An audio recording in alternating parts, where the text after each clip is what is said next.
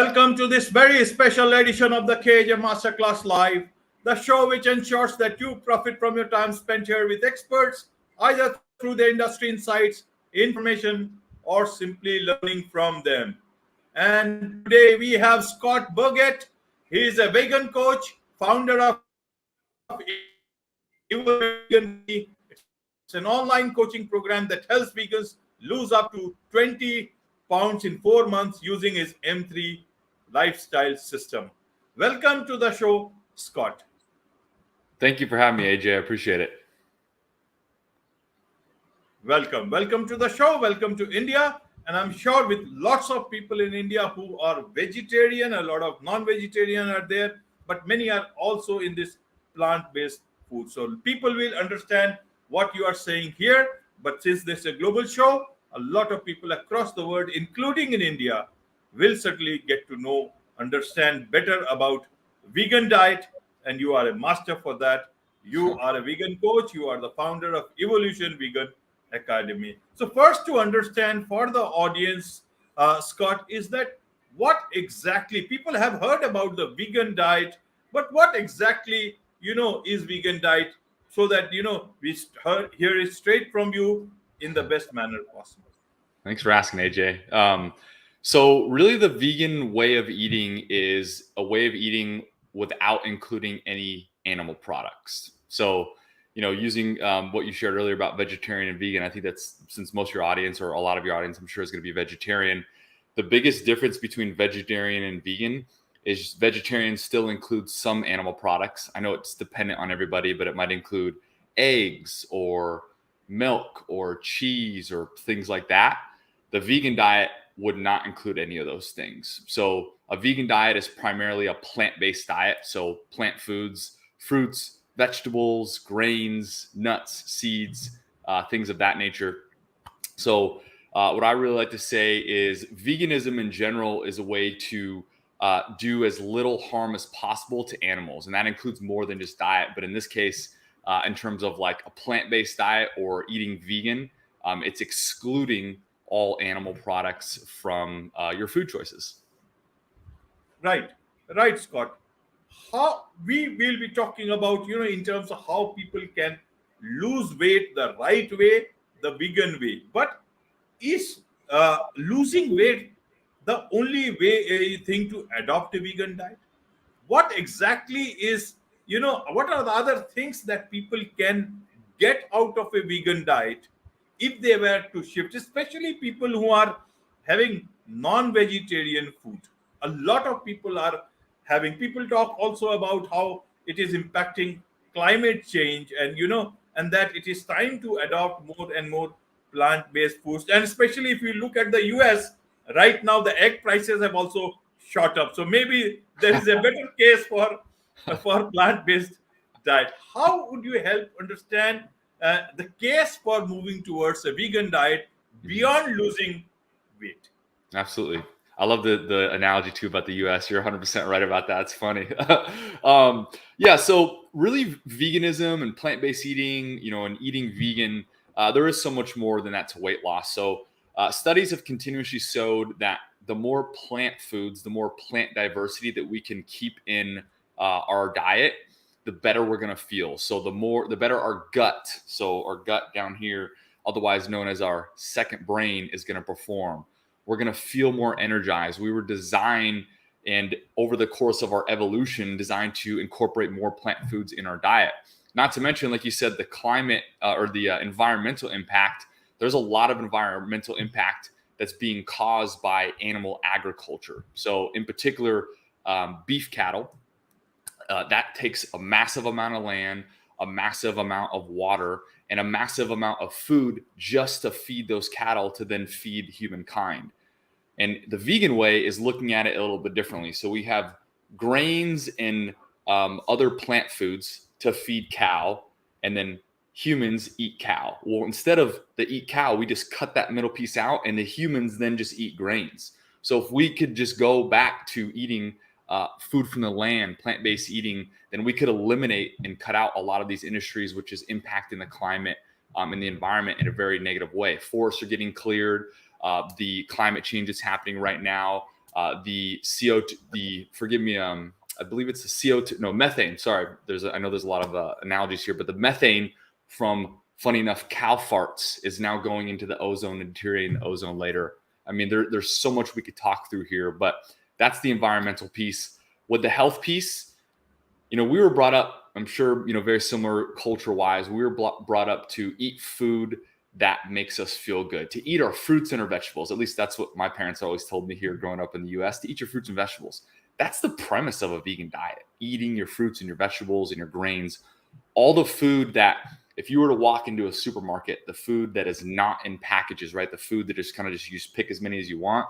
Those are the foods we want to consume more of. And a lot of those plant foods are a primary staple in a plant-based diet. So not only will you help the planet, you're going to help your health, you're going to feel better. And at the end of the day, veganism is about doing as little harm as possible to animals. And we don't need to eat animals. I mean, like, it has been proven now with research, with anecdotal evidence from people thriving on a vegan diet, that we don't need. It's an option now. Now, are there a small subset of a population that could maybe have like a certain condition and a disease that maybe might require that? Of course, I'm very aware of that. But the majority of us would do better off without animal products. Right, Scott. Now, let's look at the non-vegetarian diet, the vegetarian diet. In terms of vegetarian diet, the only, you can say, animal-based stuff, if you want to call it that, is the dairy products, maybe milk. Sure. Eggs, in India, we don't consider that as a as part of the vegetarian diet. Here, it is purely a non-vegetarian. It's a non-vegetarian thing. So Okay. maybe the milk part and cheese and all that stuff.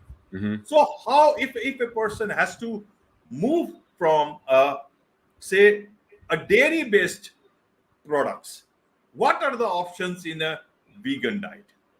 Great question. And yes, and in terms of non-vegetarian people who are more accustomed to eating chicken and other forms of meat, in India the meat part is very simple. Either you have the meat, the goat meat and all that, and the chicken and all that stuff. I don't know much about that because I'm myself a vegetarian. Then how do they substitute that part in terms of, first thing is the taste part, because people don't want to lose out on that taste. Yeah. And then there is the economics part, that yes, this is something in terms of nutrition I am getting, and it is better in terms of spending more money on non-vegetarian stuff, but this plant-based stuff is good in terms of taste, in terms of nutrition, as well as in terms of not too heavy on the pocket. So how do you address these two sections, from vegetarian part as well as the non-vegetarian part? Great question here. And I'll share a little story about my transition over to veganism. So I came from a background of eating a lot of dairy. I mean, in the US, there was the whole milk builds strong bones with a little milk mustache. I mean, that was like my childhood growing up. So I believed, because that's what I was being fed, that milk builds strong bones. I ate cheese because everybody else that I knew ate cheese, and that's just what we did. I ate eggs because eggs are full of protein, and I ate meat because, well, meat has protein, and protein builds muscle, and you need protein to thrive. So like, I believed all that growing up, and my family ate it too, so there was no reason to question it. And I got to a point to where it was in 2016, a lot of documentaries were coming out on Netflix showing the actual truth behind the scenes of, like, so I was eating meat and eating the dairy products, but how are those being made? And I saw the truth. Basically, it was like the curtain was pulled up, like, whoa, that is really intense on how that is actually being processed and being made. And then the health science started to come out about it and saying, like, actually, milk doesn't necessarily build strong bones. Milk has calcium, yes, but it's not attributed to building strong bones. There are other reasons because of that. So all these beliefs that I had when I was a kid started being broken. And I started to question, like, have I been lied to my whole life? And so I started to dive deeper into it, read books, watch YouTube videos. And so then it made sense to me. I was like, okay, the science is there. I can see it. And everything makes sense to me, like, after I read it. So I was like, I'm going to try this on my own. Let's see how it goes. And so what I did is I just slowly started making vegan meals. So I would just, look on Google, vegan recipes, and I would just make a vegan recipe and see how it went. And it felt good. Like I ate it, I felt really good afterward, not only physically, but like I felt psychologically like I was doing something better for the world. Like I felt like it was bigger than myself. So that was a driving factor for me too. And time went on and I was going to work 5 days a week. And so what I would do is I'd bring my lunch to work, and I would bring these salad mason jars. So it would be like salad toppings. It'd be 1 layer, 2 layer, 3 layer, all in a jar. And my protein was chicken. And so what I started doing is the first week I just swapped out 1 chicken for some beans. And so I had 4 chickens and 1 bean. And then a couple weeks went by, and then I went 3 and 2. And then 3 and 2 the opposite way. And then eventually I just had all plant-based meals. And so I slowly weaned myself into it. And naturally I just started buying less animal products because I just felt so good eating it. Like I was sold just by how good I felt. And that's when I eventually made the transition overnight after watching a documentary that brought me to tears. And I said, I'm going vegan right now. And I cleared out my cupboards, my fridge, and started fresh the next day. So that is my journey on like how I slowly wean myself off it. I started trying different recipes and it tasted good. And most importantly, I felt good because of it. And ever since then, it's been a connection between anytime I choose to eat a vegan meal, because it's a choice. It's always a choice. Anytime I choose to eat a vegan meal, I'm doing something that is greater for the world, for other people, for other animals, for other beings. And it feels good to be in contribution to the world just by me eating a food, which ultimately, makes me feel good at the end of the day. So it's a win-win in my book. Right. Don't you get the craving for, you say, regular meat? Because I read about your, watching the documentary Cowspiracy and that, and how it changed your way of looking at this meat and eating meat and all. So don't you get that craving back? Or is it that you look at the benefits in the best manner, and that is what keeps you with a vegan diet? How do people get started with it? Maybe you see you had a degree in exercise science, so you know about these things. So one is that as for a normal person, how do they get started? Maybe they don't have as strong will as you have. Secondly, that is there a peer pressure, family pressure.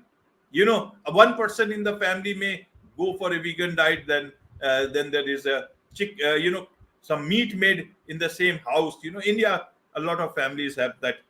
Not two nuclear families, it's a joint family in many places, and there is a common kitchen many a times in many households, especially in smaller in rural areas. So how does one keep that resolve? How does one get started with a vegan diet? What could be the best motivating factor? And in terms of your degree in exercise science, where you have read about nutrition a different way, now you have to look at the whole concept of nutrition a very different way. And when you are changing lives of people, for losing weight, because you have already helped more than 350 vegans in 23 different countries across the world with your team of 6. Yes, thank you. Yeah, and we're actually at 26 countries now, so that's something I'm super proud of, because again, I get joy out of doing something greater for myself, and now we're able to help people, in literally over 10% of the countries in the entire world. Super honored and grateful. Answer your question. I've been there. I've been there to where I've been around temptation. My whole family, very big meat eaters, animal products eaters. They don't care about, I want to take that back. They care about health a little bit, but not a lot of it, right? They just care about the bare minimum to get done. With me, I want to thrive. I want to feel good. I want to help. There's more I want to accomplish in this world. And so when I'm around, I've been in that situation, and it is very tough when you have an environment of, we'll just call it animal products for the sake of this conversation. And then you're over here, the odd person out trying to do the opposite. It's hard to go against the grain. I understand that. And this reminds me of a story of one of our clients. Her name is Lauren. She came into Evolution Vegan Academy being more like a pescatarian, which is basically like a vegetarian plus fish. And she, leading up to that, she was like, we were talking a little bit, and she was like, I'm having trouble transitioning over. I go out with my friends and they're eating meat, and I just want to be a part. Like, I don't necessarily want it. I just want to be a part of the group. I don't want to feel like the weird person not eating meat and being the inconvenience. And so we talked a little bit more, and we got down to her core belief in what she wanted. And she was like, I really want to be vegan. I'm just struggling how to do it when everybody around me doesn't want to do that. And so we ended up enrolling her inside of Evolution Vegan Academy. And she's now been with us for about 8 months. And she has been completely vegan for the last 8 months. She's down over 20 pounds. She feels great. And now her friends are seeing her progress, and they're coming to her asking for her advice, asking about what she's eating because she feels so good. And so the moral behind this story is that sometimes you're going to feel a little bit like you're butting heads, or like you're the odd person out, or like, why do I got to do this? And why can't everybody just believe me? And it's going to take a little bit of time. But if you choose to be the example and look the part, right? Like, look like you're a healthy person, have energy, be excited about it, talk about things, be nice to people, right? Not bring people down because they're not vegan. Like, oh, you should be vegan, that's bad. Like, that's not a way to do it. You want to meet them where they're at. So sometimes you just got to go through a little bit of the hard stuff to get to the good stuff, because on the other side of challenge is bliss and good vibes and results, and people coming to you now asking like, wow, you look great, your energy's high, what are you doing? And once you get people in that mode, then it's a lot easier to approach this conversation, which sometimes can be a little bit challenging. So my advice is to learn from somebody who's already done it, practice it, and be the example. Like, when somebody comes to you, know that like, hey, you are a shining example, the best as possible, of a vegan, of somebody who eats a plant-based diet, because people are visual creatures, right? We watch with our eyes, and when something intrigues us, then we're more open to hearing a new method or a new way. Right, right. And there is this whole concept of losing weight, and people are, because of the different type of diets wherever we are in the world, this weight problem is there, and you help a lot of people lose weight. In fact, with a vegan diet, and as many as 20 pounds, if I'm correct, in 4 months using your M3 lifestyle system. So how does this work? If somebody tell us about your system, that your online coaching program that helps people lose weight with a vegan diet, and how do you know that they are not cheating themselves, and in terms of going the other way? How does it work? Great question there. I love how you added that last piece in there too, because I got a lot for that. So yeah, a little bit more about my program called Evolution Vegan Academy. AJ, like you shared earlier, we're an online coaching program that helps vegans lose up to 20 pounds in their first 4 months without feeling like they're on a diet. So our big promise is that we're going to teach you the habits and the routines that you need to not only get fit, but stay fit for life. And we do this, like you were sharing, through our M3 lifestyle system. And that is, the M3 is 3 M's. So it's mindset, movement, and metabolism.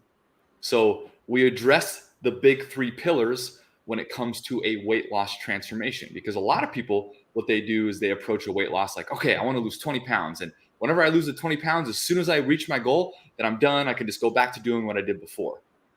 But there's only one thing that's going to happen if you go back to doing what you did before. You're just going to regain all the weight and have to do it all over again. So that's why I say we teach vegans how to get fit for life, because we teach them the habits and the routines necessary around mindset. We teach them how to think differently, because the only difference between a fit person and an overweight person is they just think differently. They believe different things. And so if we can get an overweight person to think like a fit person, naturally, it's going to be easier to stay fit. And so the second M, movement, that's not just working out, right? Working out is actually a small part of the equation, but a larger part is just, how often are you moving during a day? Are you being intentional about your movement? Are you looking forward to being active and going outside and doing things that you enjoy, or going swimming or things like that? Our third M, metabolism, has to do with your metabolism. So your nutrition piece, which is the most important piece for a fitness transformation. And so we teach our clients coming in not only just how to eat vegan, but how to do it in a way that supports their fitness goals, so that not only do they lose weight, but they gain muscle and feel more energized at the same time. Because we come from a background of like, oh man, I got to be on a diet. So I got to cut out all my favorite foods and it's going to suck for like 4 months and I'm going to be tired all the time and hungry. We don't play by those rules. We do it a little bit different way so people feel good about it. They naturally want to implement our system more and more and more because the more they implement, the better they feel. Right, right. It is good. You mentioned losing 20 pounds in 4 months and not 4 weeks. Otherwise, it sounds unbelievable, and that shows that one needs to work on their health. For a lot of people who follow the kilogram system, I guess around it is 10 kilograms, between 9 to 10 kilograms, Yep. if I understand the pound to kilogram conversion, and that is a very practical way of looking at it. 10 kgs, losing around 9 to 10 kgs in 4 months sounds to be a real promise and not something promising out of the way. And that shows your good intentions to helping people the right way and not to promise something by giving them which is not correct. Now, how exactly is adopting a plant-based diet, vegan diet, in terms of cost? What is your experience? How do people see it at different places across the world? Great question. So with cost and money, because money is so different all around the world, I would probably say the best answer I have for this is that if you do a vegan diet or a plant-based diet from the basic level, I'm talking about fruits, vegetables, grains, beans, nuts, and seeds, and you buy them in bulk, right? You don't necessarily buy a lot of packaged products. You buy them where you can just like put as much as you want in and leave, and then you're good to go. You can do that very inexpensively. Like plant-based foods, number one, they're the best foods for health, and number two, in some places, I don't want to make an assumption for the whole world, right? Because I don't know the whole world, but in most places, you can get those for very cheap and inexpensively. I mean, beans and rice, pretty cheap, right? Those are vegan and plant-based foods. Vegetables and fruits, I realize that around the world, those can kind of vary in pricing, especially when you come about organic. But at the end of the day, here's the best advice what I have for somebody when they're thinking about changing or the cost associated with that is that money you're going to spend on food, it's going to be spent on something, right? Eventually that money is going to find its way for a new activity or a product or this or that or the other thing. And at the end of the day, if we don't have our health, then we don't really have anything. If we're bedridden, if we're sick, we can't do all those things or buy those things we want to or enjoy them anyway because we're sick and we're not feeling good. So you might as well use that money to invest in your health and yourself so that you have the energy to do other things that you want in the world.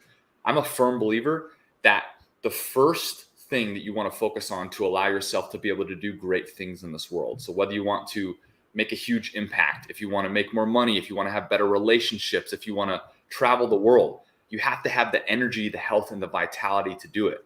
So the foundation of a great life is great health. And if you ask me, when it comes down to taking the money that you have with the best of your ability and investing that in good nutrition and good food, I mean, it really doesn't get any better than that, in my opinion. Wonderful, wonderful. So how can people connect with you so that they can, not only know more about this particular thing, vegan and weight loss, but also if they want to enroll into your academy? Definitely. Yeah. Thanks for asking.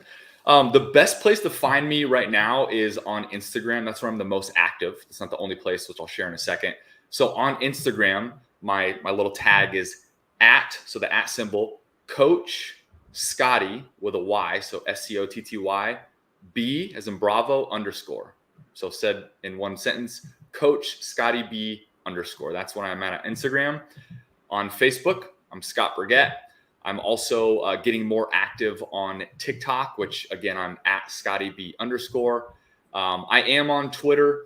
I'm not as active on there. I am on LinkedIn. Again, not as active on there. So I'd probably say Instagram @ Coach Scotty B, TikTok, the same thing @ Coach Scotty B, and then Facebook, Scott Burgett.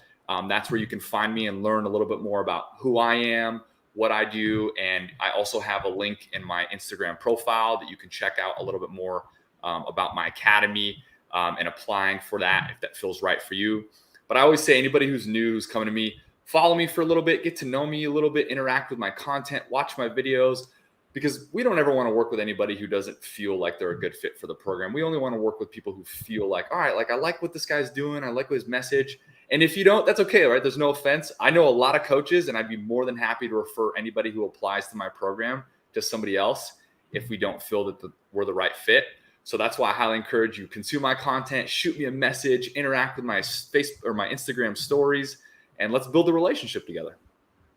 Absolutely. Let's build the relationship, and I'll be happy to include all those links for you onto the YouTube description, the show notes, so that people are able to reach you and connect with you the best, quickest, best way possible.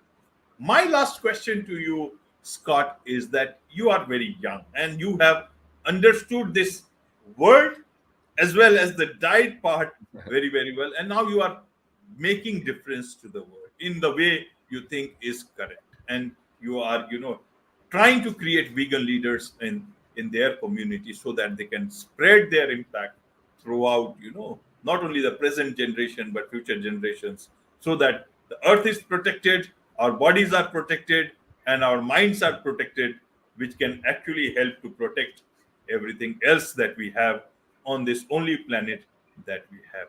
So now that you are in a better position than you were earlier on, perhaps, through your journey, how do you see your life going forward? What is it that you seek for yourself now? Great question.